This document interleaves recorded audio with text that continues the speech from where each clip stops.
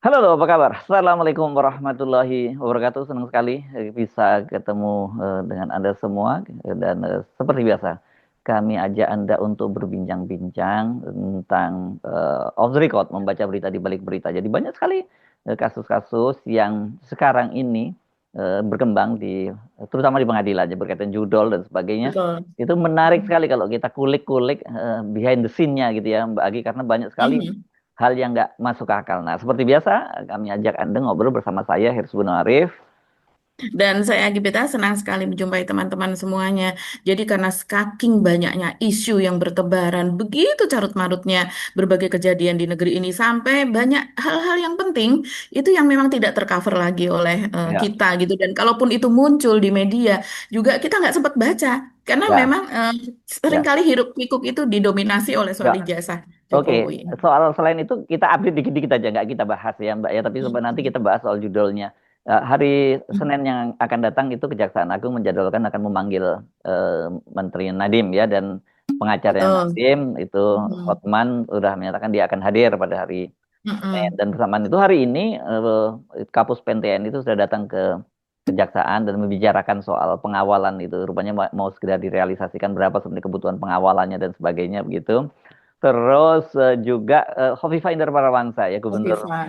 Mhm. gubernur eh, Jawa Timur tuh akhirnya dipanggil juga gitu. Tapi hari ini dia mangkir karena dia katanya menghadiri wisuda putranya yang sekolah S2 di Peking University di Cina. Mhm. Terus kemudian ada juga apa lagi berita yang lain selain soal ibu. Oh ya, soal Yakul Khalil Komas itu juga rupanya kuota hajinya itu sekarang udah mulai diperiksa, Mbak. Kalau kemarin kan dia ngilang-ngilang terus gitu. Saya nggak, kalau kemarin dia bisa diutus oleh Pak Jokowi pergi ke luar negeri. Kalau sekarang siapa yang ngutus dia ke luar negeri lagi ya gitu. Jadi mau nggak mau dia harus mesti siap nih kalau dipanggil oleh KPK. Kalau lihat Kofifa aja dipanggil, saya kira ya, Yakult yang jauh lebih lebih cetawelo-welo dan kemudian juga kasusnya sangat menarik perhatian publik karena berkaitan dengan kuota haji, masa iya sih nggak dipanggil. Jadi rame itu Mhm. update saja ya Mbak Mhm. Agi. Nah, kita sekarang ngomongin yang mana nih Mbak Agi, kita mau judul aja yang saya kaget-kaget itu ketika baca judul katanya bahwa teleponan antara Zulkarnain Apriantoni dengan istrinya yang bilang bahwa saya hari ini Mhm. chatting ya itu ya. Saya hari ini sudah dapat 3M gitu.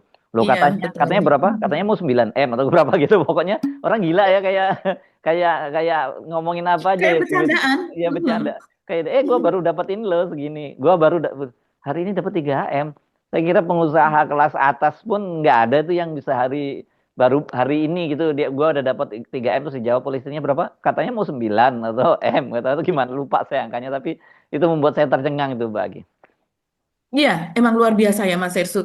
Jadi Hmm. saking duit itu yang kalau saya buat masyarakat biasa uang dapat rezeki 1 juta, 2 juta itu sudah Oh, alhamdulillah kok begitu ya. 1 juta 2 juta sehari maksudnya? Alhamdulillah banget Mbak Agi, ada yang Iya, bahkan ada saya melihat sangat-sangat terharu melihatnya yaitu ketika seseorang eh, mengambil satu bungkus makanan Mas Ersu Hmm, dalam tas kresek kan biasa ya kalau Jumat berkah atau apa hmm, sering sekali masyarakat itu sekarang karena mengetahui sesamanya itu banyak sekali yang hmm, hidup dalam ketidakcukupan begitu kemudian mereka meletakkan makanan itulah di pinggir jalan kemudian iya, ada seseorang yang di situ ditulisi tentu saja gratis silahkan ambil begitu ya hmm, terus hmm, kemudian dia ambil dan habis dia ngambil makanan itu dia sujud syukur di aspal, Mas Ersul. hmm, Satu hmm, bungkus makanan dia sujud syukur di aspal. hmm, Jadi, tapi bagi kaum-kaum yang itu, yang ada di atas dan kemudian apa namanya, memperdagangkan jabatannya, terus kemudian dengan semua kemewahannya itu malah justru makin dia kehausan gitu, hmm. haus akan harta, haus akan kemewahan.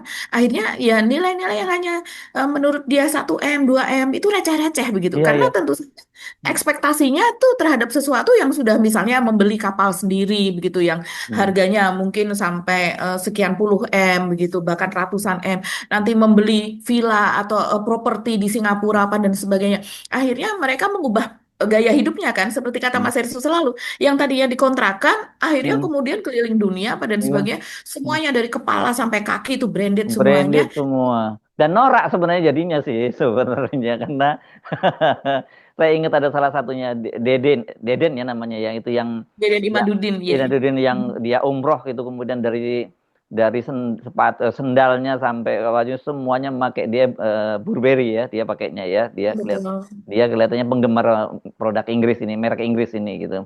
Nah, jadi kalau yang balik tadi Anda cerita, ini bukan pejabat loh Mbak mereka ini.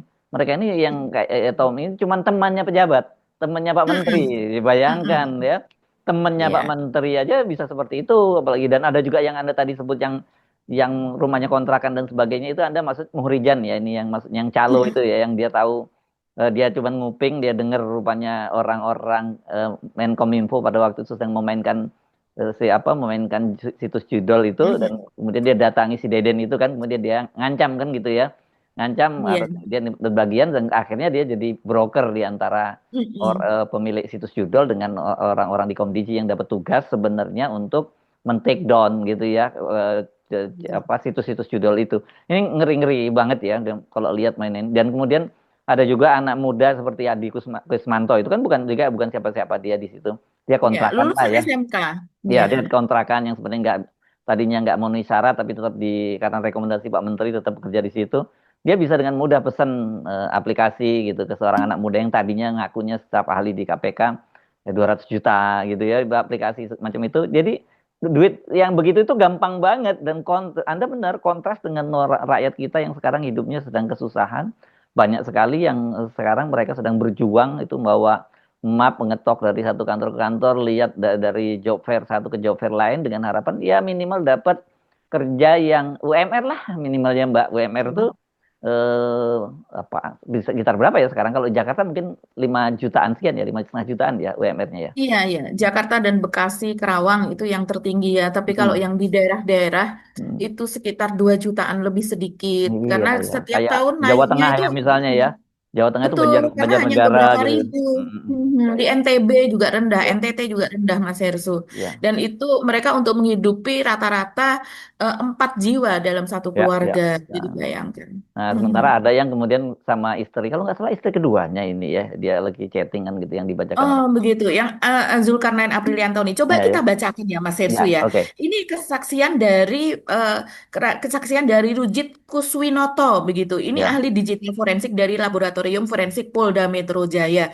Ini Mm, dia mengungkap tentang isi percakapan antara terdakwa Zulkarnain Apriliantoni atau alias Tony Tomang, begitu ya, mm, dengan terdakwa lainnya yaitu Adriana Angela Brigita. Ini adalah istrinya. Jadi suami istri ini mm, menjadi mm, pelaku, suami istri ini menjadi terdakwa karena keduanya mengetahui bahwa ini uang mm, haram, uang yang mm, berasal mm, dari judol begitu. Dan mm, siapakah Tony Tomang atau Apriliantoni ini? Ini adalah teman dekat dari Budiari begitu. mm. Dan dia teman dekat juga dengan menteri-menteri yang lain kita pernah Ya. ungkapkan. Mm, mm, Ya, dan dengan Budiari ini dialah yang kemudian memasukkan Adi Kismanto. Adi Kismanto yang lulusan SMK yang tadi disebut Mas Hersu, dan kemudian ini brief saja sedikit untuk mengingatkan ya, Adi Kismanto seharusnya tidak diterima lewat seleksi resmi dari pihak Kominfo, tapi kemudian diminta oleh Budi Ari agar dia tetap diterima dengan dengan apa ya, berbagai syarat begitu. Bukan syarat, tapi dia diberikan gaji seharusnya kan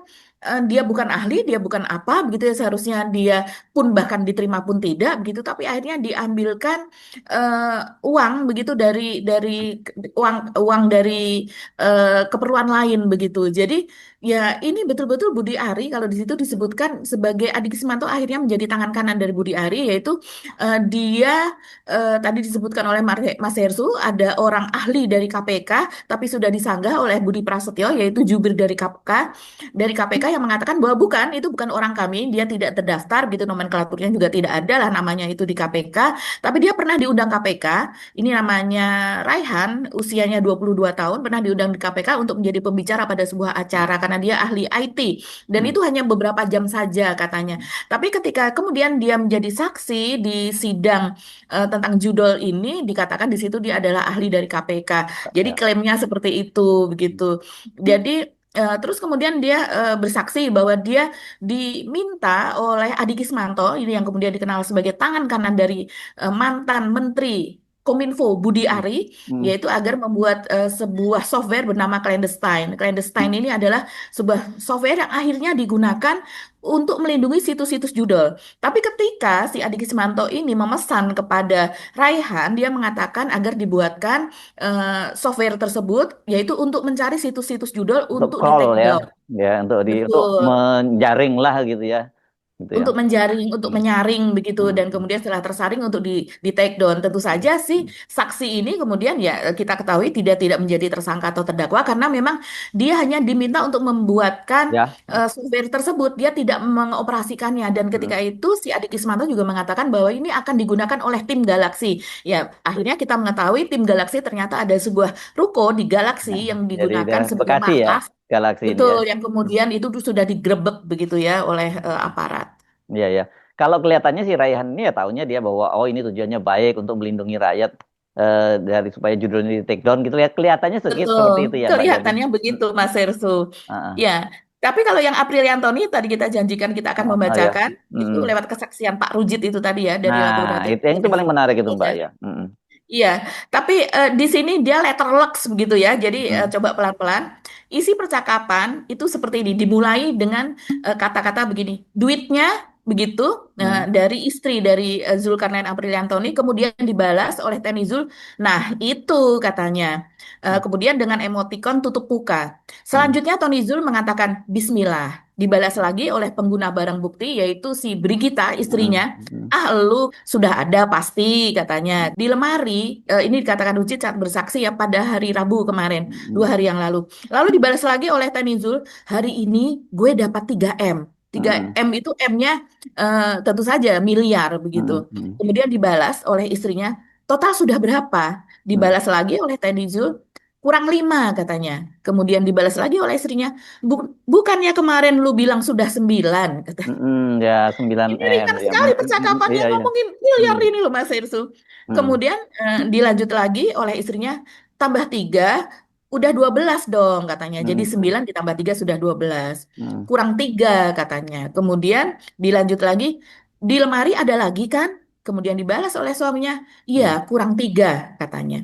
Jadi Mm. ini percakapan itu tadi. Dan kemudian ketika ditanyakan kepada si Brigita, ini juga terdakwa, dia mengatakan bahwa itu adalah percakapan tentang pembelian sebuah properti. Mm. Mm. Wow, pembelian propertinya sampai miliaran, Mas Hersu. Mm. Pekerjaannya apa ini? Kalau Mm. orang tidak tahu. Dan percakapan itu ada di pukul 19 jam 7 malam lebih 56 menit begitu ya. Nah, ini Mm. kemudian yang kemudian dipertanyakan, kira-kira apa percakapan sebelumnya itu untuk Mm. mengetahui konteks ya, betulkah untuk Mm. properti atau untuk apa? Karena dia mengatakan hari ini gua dapat 3M, 3 Mm. miliar begitu. Mm. Dan itu sepertinya sudah tak saling tahu sama tahu asalnya Mm. dari mana, dapatnya Mm. dari mana, bisa Mm. sebesar itu Mm. dan tidak terheran-heran. Kalau saya misalnya pasangan saya mengatakan hari ini saya dapat 3, saya bisa pingsan kali Mas Irsu. Atau besok Mbak Agi akan ngomong, saya males siaran lagi Mas Sersu gitu kan. Kan gitu ya. Aduh, luar biasa ini Mas Irsu. Hmm. Dan kemudian ada juga kesaksian dari Waldi. Hmm. Waldi penting ini kesaksiannya. Ya, ya rangkaian ini ya, ini nanti jadi benang merahnya Oke. kita bisa ini ya. Oke. Betul, betul. Hmm. Nah, Waldi ini adalah asisten rumah tangga di rumahnya Zulkarnain Apriliantoni tersebut. Dan kemudian si Waldi ini menjelaskan bahwa dia pernah disuruh untuk memindahkan tas-tas besar gitu ya, tas-tas Oh, dan gitu. tas-tas itu berat Hmm. dari ruang kamarnya Hmm. Tony Tomang itu tadi dan kemudian suruh dibawa ke lantai atas di ruang musik begitu. Hmm. Jadi rupanya dia Oh. senang musik. Mas Hersu kan ingat Hmm. ya waktu itu Hmm. Elek Yo Hmm. Band, yaitu band Hmm. para Ya, menteri ya. Hmm. yang Pak Basuki, Sri Mulyani dan Ya. kawan-kawan. Ternyata hadir juga Apriliantoni di situ, Hmm. si Hmm. Zulkarnain ini. Hmm. Memang pertemanannya sangat luas di antara para menteri. Hmm. Dan kemudian si Waldi ini ART dari Tony kemudian membawanya ke Hmm. ruang musik. Tapi Hmm. kemudian ketika dia mendengar Hmm. bahwa Adi Gismanto dan juga yang lainnya begitu itu sudah mulai diawasi oleh polisi, dia Hmm. menyuruh supaya asistennya ini membawanya ke mobil. Dan ternyata dari mobil tersebut jadi ada sekitar 7 kalau tidak salah 7 tas besar begitu yang kemudian dibawa lewat mobil dan ternyata dibawa ke rumah adik dari istrinya, adik dari Brigita Hmm. yang sekarang menjadi terdakwa itu dan juga dibawa ke kediaman saudara dari Apriliantoni tersebut begitu. Nah, dari mana kemudian Waldi ini mengetahui bahwa tas-tas yang dia bawa itu ternyata isinya miliaran? Ya, ketika dia diperiksa begitu dan mendapatkan keterangan dari kepolisian. Jadi memang luar biasa Mas Hersu, sehari bisa dapat 3 M. Bahkan ada yang menjelaskan bahwa bisa 20 M begitu Mas Hersu ya. Mas Hersu mendapatkan informasi tersebut dan kalau kita lihat Ya. nilainya, Hmm. nilainya berdasarkan PPATK, berapa omset judol yang pada tahun 2025 ini ternyata sudah mencapai 1.200 triliun. Ya, ya. Biasa. Ya, jadi kalau kalau Tony saja yang perannya seperti kan dia kalau dalam sebelumnya di persidangan diungkapkan bahwa Mhm. dia dapatnya jatah 30% ya, Adi Kesmanto dua puluh Ya. persen, terus kemudian Mhm. Budi Ari itu 50% kan kemarin ya. Jadi kalau Betul. kemudian dia barang Mhm. hari ini saya dapat dapat 20 udah dapat 3 M ya. Ya, ya. Ya artinya sebenarnya kalau dengan komposisi itu minimal 10 miliar dong seharinya. Kalau kalau komposisi iya kan dia tiga, Adi Krisnanto dua dan Budi Ari lima gitu 50% kan Mhm. kemarin. Tapi ya memang saya juga mendengar dari seorang seorang sumber lain menyebutkan ini itu mereka bisa per harinya bisa sampai 20 miliaran loh gitu. Jadi nggak terlalu mengejutkan juga sih Mbak karena memang kemudian kan ini bagi-baginya kan banyak gitu loh. Jadi Betul. ya wajar kalau kemudian dia menyebutnya Mhm. hari ini gue dapat 2 3 M, hari ini gue dapat 3 M itu berarti sebelumnya bisa lebih gede dong kalau lihat omongan dari istilahnya bukannya tadi 9 kan gitu kan yang diomongin kan ya.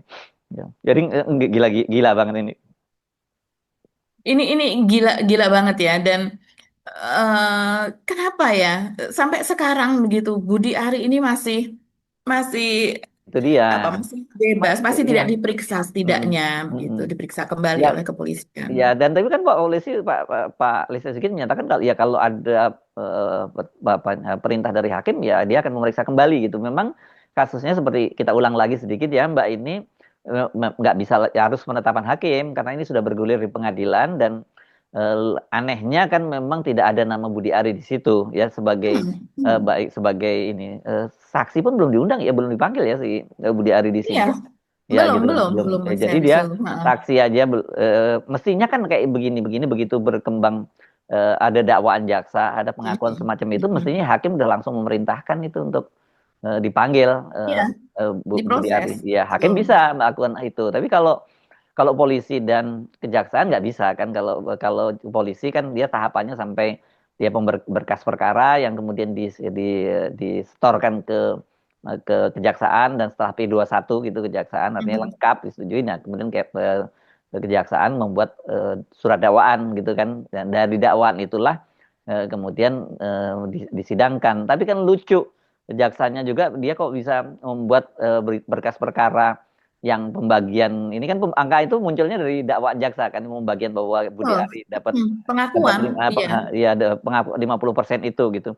Nah kok Hmm. lucunya kenapa jaksanya nggak nanya lo kenapa ini kok ada yang 50% nggak dijadikan tersangka kan gitu kenapa berkasnya ini jadi dan harusnya kalau kayak Sementara gitu ya yang dibalikin dua dong puluh harusnya persen 30% aja jadi jadi tersangka, iya jadi terdakwa utama iya sekarang iya ini. iya jadi harusnya waktu itu masih P19 dong ya belum lengkap yang harusnya dibalikin gitu jadi ini memang ada misteri kelihatannya kalau saya berpikir positifnya sebenarnya ini ada operasi penyelamatan gitu ya Mbak Iya, Agi karena pasti. bagaimanapun Hmm. dia hari ini kan orang penting dia orangnya Pak Jokowi dan kemudian dia ketua relawan terbesar Pak Jokowi Projo gitu dan ada operasi penyelamatan tapi polisinya kelihatannya juga ada yang tetap main dibiarin aja lolos sama dia gitu kan oke nggak gue masukin tersangka tapi di berkas gue tetap masuk jaksanya juga begitu jadi mereka tahu ini barang bahaya tapi tetap aja kita harus harus munculin kan gitu jadi biarkan publik dan media yang kemudian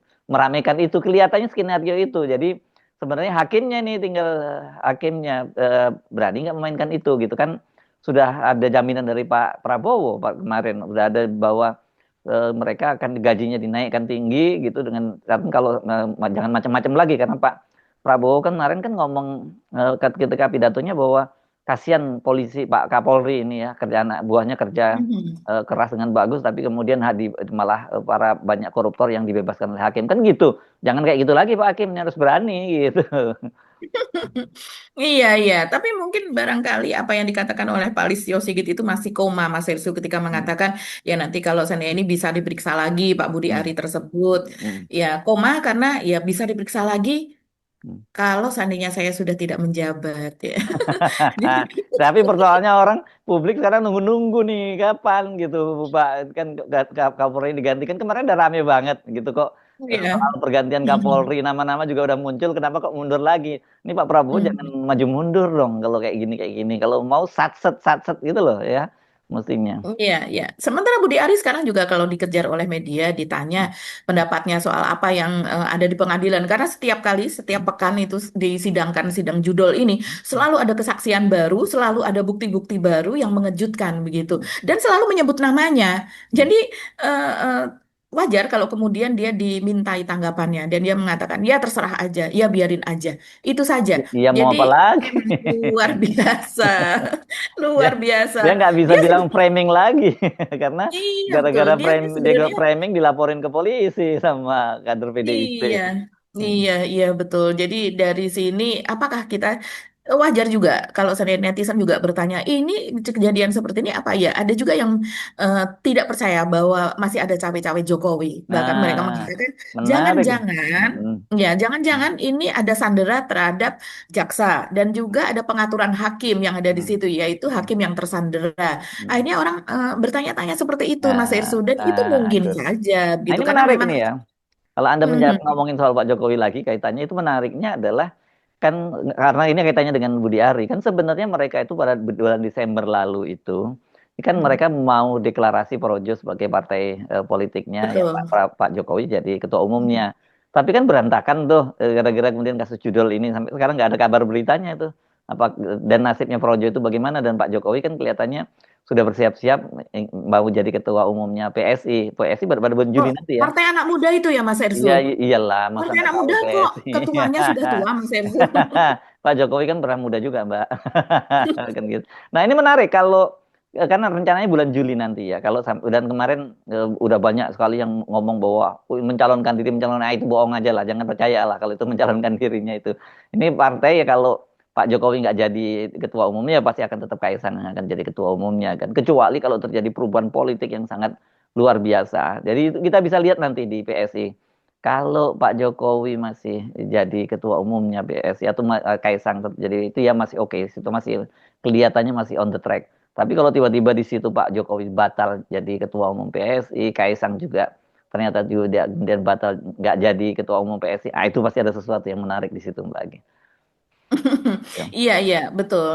Tapi rasanya kalau seperti Pak Prabowo, Hmm. dia tidak main-main dengan zamannya Pak Jokowi ya, di mana kita tahu seperti Pak SBY, Hmm. AHY sendiri saya rasa juga masih dongkol lah terhadap permainan di masa Pak Jokowi, yaitu di mana partainya akan di Dibegal. hostile Hmm. takeover, akan Hmm. dibegal begitu ya, lewat Muldoko. Saya rasa itu bukan permainan kesatria dari Pak Prabowo dan dia tidak akan melakukan itu. Hmm. Walaupun seburuk-buruknya gitu, Hmm. seburuk-buruk apa yang dilakukan Prabowo, saya rasa tidak akan Oh iya, campur tangan nggak dalam mungkin. hal Ya. itu, begitu Eh, nggak mungkin begitu. Kasusnya nggak mungkin, tapi bisa aja terjadi sesuatu sesuatu kan di yang peristiwa hukumnya kan.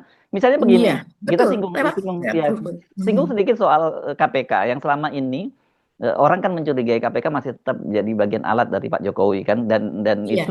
itu Mhm. di PDIP jelas menuding hal Mhm. itu kan berkaitan dengan Hasto yang dijadikan tersangka gitu ya.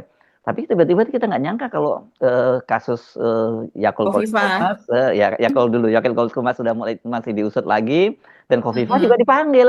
Gitu itu menurut saya Betul. ini ada perubahan dong ini kan begitu Betul, ya. ada perubahan kalau kita melihat Yakult Hmm, ini kan hmm, kita tahu persis begitu ya bagaimana dia muter-muter di Eropa, hmm, muter-muter di Asia gitu dia nggak balik-balik nggak mau sampai ke Belanda sampai ke Jepang, padahal tidak ada jadwal di Jepang. Kemudian hmm, bertemu dengan warga Indonesia yang ada di Jepang dan warga Indonesia itu juga menulis di hmm, medsos begitu. hmm, hmm, Ini mendadak pertemuan mendadak, jadi dia juga tidak ada jadwal. Jadi memang diminta oleh Jokowi untuk tidak pulang dulu hmm, sebelum DPR-nya ganti ketika ya. itu kan Kenapa sampai kesimpulannya ini, akhirnya. Mbak? kesimpulannya diminta oleh Jokowi karena menteri nggak mungkin pergi ke luar negeri tanpa izin dari presiden gitu ya, gitu Iya, logikanya. betul. Tidak bisa, Hmm. menteri tidak bisa. Orang Oh, yang oke oke. punya Hmm. Bupati Bandung Barat saja, Luki Hmm. Hakim, itu kan bermasalah kemudian mendapatkan hukuman kan dari Luki gubernur. Hakim bukan Bandung Barat dong. Luki Hakim itu Kabupaten, Indramayu eh, ya. Indramayu, Indramayu. maaf. Ya, Eh, Indramayu. dari Indramayu. Dari Oh Indramayu ya. saja Dihukum melakukan dia ya. perjalanan Dihukum hukumnya. oleh Kemendagri ya. Dihukum. Ya, itu dia melakukan perjalanan hanya beberapa hari begitu, Hmm. tapi memang di masa sangat krusial. Hmm. Apalagi kemudian di apa seorang menteri begitu menambah Iya. sehari saja. Saya Hmm. pernah mendengar cerita Mas Irsu itu dari cerita Pramono Anung ya. Itu Hmm. tugasnya Pramono Anung ketika menjadi sekretaris kabinetnya Jokowi itu betul-betul misalnya seorang menteri itu masih berada di Jepang dan kemudian ada rapat kabinet, dia langsung disuruh besok pagi pokoknya harus sudah ada Pulang. di Indonesia. Kalau ini Pulang. kok, Jadi kalau kan ini itu jangan pulang, juga jangan dia pulang. pulang. Kalau ini jangan pulang Oh, sampai ini tanggal jangan, 1 jangan Oktober. lama-lama. Ayo muter lagi kemana kek begitu kan ya. Dan itu hasil Hmm. investigasi dari media dari teman-teman juga mengatakan itu bahwa Yakult nggak pulang-pulang karena memang diminta oleh Jokowi begitu. Karena memang ketika itu Nusron Wahid dan kawan-kawan dan juga dari PKB apa dan sebagainya begitu Kenceng kan. ya. Mbak siapa itu yang wanita itu Mas Hersu Lulu, yang sangat Lulu. Mbak Lulu ya Hmm. itu betul-betul itu kan akan dan mereka minta agar diteruskan oleh DPR yang berikutnya. Jadi DPR DPR dan aparat eksis yang penegak hukum. sekarang Dan dan aparat aparat penegak penegak hukum. hukum. Hmm. Jadi mereka membuat laporan agar diteruskan. Lah kok ini sampai sekarang belum diteruskan? Nah ini ada titik terang nih kalau KPK seperti itu. Begitu juga dengan yang satu lagi Kofifa. Kofifa ini kita tahu dari sejak dulu teman-teman wartawan semua pasti tahu lah. Ini orang yang sangat dekat dengan Luhut gitu kan. Hmm. Hmm. Luhut dekat dengan Jokowi, Kofifa Hmm. dekat dengan Jokowi. Jadi ini memang satu circle yang seperti itu begitu. Nah, ini tim Sehingga Begawan ini kemudian dulu namanya ya, waktu zaman masih betul ngantornya di Wisma Bakri 2. di Sebenarnya Wisma Bakri Ada Kuningan. Pak Mahfud MD juga ada di situ sebenarnya Iya, kan Pak gitu. Mahfud MD berteman baik juga dengan Luhut. Hmm. Ini ada kisah karena mereka sama-sama menteri dari Gus Dur Pak ya. Menterinya Gus Dur, jadi circle-nya Gus Dur begitu ya. Eh, ya begitulah background-nya begitu. Yes, oke. Jadi ini menarik ya, jadi cerita-cerita ini ya. Jadi kita lihatnya jangan hanya pada case per case, tapi kita dari anunya ya. Ini kalau sebagai sebuah mosaik ini percaya-percayanya gitu ya. Ini pengadilan Betul. di mana di pengadilan untuk soal judol. Ini kemudian Mhm. di KPK terjadi perubahan semacam Mhm. itu gitu ya. Ini kita bisa mulai melihat seperti itu, tapi memang kita juga lihat ada kelambanan pada proses ya apa yang dilakukan oleh Pak Prabowo pergantian-pergantian itu juga Ya, lambat. Jadi ini kayak ya. anu ya tarik menarik kepentingan gitu ya Mbak ya. Jadi kalau main catur Mhm. nunggu siapa duluan yang salah langkah gitu kira-kira ya. Betul-betul nggak bisa cepet-cepet saya rasa Mas Hersu karena Begitu ya. rusaknya itu sudah terlalu parah begitu ya. Bahkan kalau seandainya salah langkah itu kemudian ada selengkatan, ada Hmm. tacklean gitu yang Oh, ya. bisa apa namanya rencana itu malah justru bisa ambiar begitu. Oke, oke. Jadi Oke. oke, Ah, kita masih tambahin sedikit Mas Hersu. balik lagi ke situ Tambahin tadi ya. sedikit. Balik ke jual tadi ya. Enggak, Gimana gimana? kita kita tambahin ke hal yang lain, Hmm. tapi ini ada hubungannya juga. Ini kita update kasus Tom Lembong ya, karena sekarang sidangnya seminggu dua kali, Mas Hersu, Oke. yaitu hari Selasa dan juga hari Kamis. Nah, Tom Lembong ini adalah juga yang tadinya orang dekat dari Jokowi, kemudian menjadi musuh Jokowi, begitu kan? Hmm. Ini Hmm. ada hubungannya juga gitu. Ini berhubungan dengan update yang terbaru, yaitu soal di persidangan Tom Lembong itu terungkap lagi-lagi muncul nama Enggar Tiasto Lukita. Enggar Tiasto ini sebetulnya namanya sudah muncul pada bulan Maret yang lalu ketika salah seorang saksi dari Kementerian Perdagangan gitu yang tentu saja dulu menjadi anak buah dari Tom Lembong dan juga menjadi anak buah dari Enggar Tiasto karena Enggar Tiasto ini menjabat pada tahun 2016 sampai 2019. Sementara Tom Lembong menjabat dari 2015 sampai 2016. Nah, dia mengungkapkan bahwa Enggar Tiasto ini dalam masa jabatannya, misalnya dari bulan Agustus 2016, sesudah menggantikan posisi Tom Lembong yang kemudian pindah ke Kementerian Investasi ketika menjadi Menteri Investasi. Nah, ini Enggar Tiasto itu sampai dengan bulan Desember, jadi dari Agustus sampai dengan Desember selama 5 bulan itu sudah mengeluarkan surat persetujuan impor setidaknya tuh 7 kali begitu. Jadi apa yang dilakukan oleh Inggar Tiasto ini nampak betul sama dengan apa yang dilakukan oleh Tom Lembong begitu. Nah ini yang sungguh-sungguh mengherankan karena Enggar Tiasto sampai sekarang ini juga walaupun sudah ada fakta persidangan, sudah ada kesaksian, ini juga tidak menjadi tersangka apalagi menjadi terdakwa begitu ya. Hmm. Dan Tom Lembong juga mengatakan setidaknya dengan Enggar Tiaso ini tidak menjadi tersangka saja, itu sudah membuktikan bahwa apa Hmm. yang saya lakukan sama persis dan dilanjutkan oleh Enggar Tiasto, berarti itu tidak salah, berarti apa yang dilakukan biasa saja. Dan dia juga mengatakan, kata Tom Lembong, bahwa itu yang menjadi sesuatu yang rutin, impor gula itu. Dan diurut-urut Mas Ersu, semuanya juga mengatakan demikian. Jadi, karena Indonesia mulai sejak lama itu kita kan sudah tidak swasembada gula lagi. Iya. Beda dengan di masa Belanda dulu yang pabrik kita malah banyak, jumlah penduduk kita sedikit dan kemudian kita justru mengekspor memenuhi kebutuhan ekspor untuk Eropa. Kalau saat ini sudah lama sekali ya, sudah puluhan tahun kita itu menjadi pengimpor gula begitu, baik baik gula mentah maupun gula kristal putih begitu. Ya. Oke, jadi makin menarik saja kasusnya Tom Lembong ini dan saya kira ini juga nanti berkaitan dengan masalah politik juga ya. Karena Pasti, betul. hakim itu sendiri juga soal keputusan. Kalau kita mengamati Mm-mm. dari satu sidang ke sidang lain ya kelihatannya harusnya Tom Lembong itu dibebaskan gitu. Tapi kan kita tahu bahwa hakim di Indonesia tentu saja nggak imun dari soal politik begitu. Jadi kalau ada perubahan-perubahan Mhm. politik ya mungkin bisa akan terjadi. Mari kita lihat apakah kemudian hakim itu bisa bersikap independen atau masih dapat pesanan-pesanan yang sayangnya kan begini ya kalau eranya Pak Jokowi itu jelas misalnya siapa ini kalau ada kayak gini-gini kita bisa baca oh ordernya dari sini kita udah tahu kan gitu. Nah di era Pak Prabowo ini agak susah gitu kita lihatnya kenapa karena ya Pak Jokowi masih juga punya punya punya peranan yang cukup kuat kan gitu Mbak Agi. Kan itu Betul. terlihat yang seperti kita ngomong yang kasat mata saja soal komisaris-komisaris kok banyak sekali Mhm. relawannya Pak Jokowi nggak dapat jabatan gitu terus tiba-tiba muncul di Solo nggak lama kemudian dia diangkat jadi komisaris dan sebagainya. Dari situ kita tahu oh ternyata masih dia masih punya peranan gitu dan Pak Prabowo saya kira mungkin tidak sepenuhnya juga bisa mengelarang yang gitu-gitu gitu menghambat yang seperti itu gitu. Ini menarik untuk kita Mhm. amati terus. Jadi please perhatikan peristiwa satu persatu dan tapi jangan cepat ngambil kesimpulan gitu ya karena antara satu kasus dan kasus lain ini sebenarnya sebagai rangkaian yang saya sebut tadi sebagai mosaik gitu ya. Jadi ini ada Betul. perca-percanya, ada puzzle-puzzlenya. Tapi sebenarnya Mhm. puzzle-nya itu kita sudah mulai dapat gambaran tinggal kapan itu eksekusinya untuk menjadi sebuah mosaik gitu. Itu yang kita tahu kan karena Pak Prabowo mungkin menahan salah satu puzzle yang untuk itu menjadikan gambar mosaik. Tapi bagi kita yang mengamati kita sudah sebenarnya sudah mulai bisa baca seperti gambarnya nanti bentuk mosaiknya itu seperti apa gitu ya bagi. Iya, iya betul. Karena ini memang harus hati-hati ya. Selama 10 tahun kerusakan itu bagaimana kedudukan dari lembaga-lembaga negara terhadap lembaga negara Ah, lainnya. udah rusak Mana semua. lembaga negara yang menjadi anak emas, mana lembaga negara yang kemudian ya Hmm. apa namanya tidak tidak terlalu berkembang atau tidak terlalu diistimewakan begitu.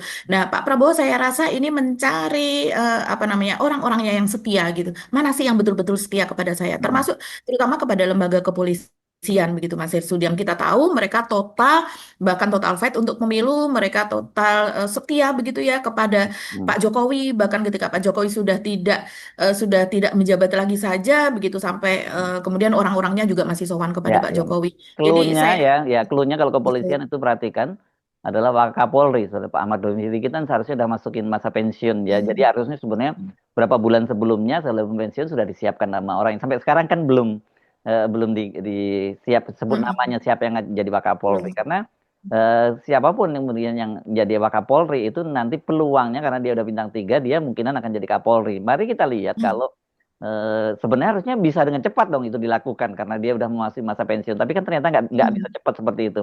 Kalau Hmm. betul nantinya itu Pak Rudi Darmoko yang Pak Kapolda NTT yang dijadikan Hmm. Wakapolri ya berarti dia yang Pak Prabowo sudah mulai timnya Pak Prabowo sudah bergerak. Betul. Gitu. Tapi Hmm. sampai hari Sudah ini kita bergerak belum dan ya menguasai ya Polri ya. sebagaimana seharusnya. Tapi sampai sekarang Pak Doviri belum disebut nama penggantinya. Jadi clue-nya itu. Oke, jangan terlalu banyak ngasih clue-clue ya. Nanti kita obrolin lagi di perbincangan kita lebih lanjut. Sampai ketemu lagi ya, Mbak Agi.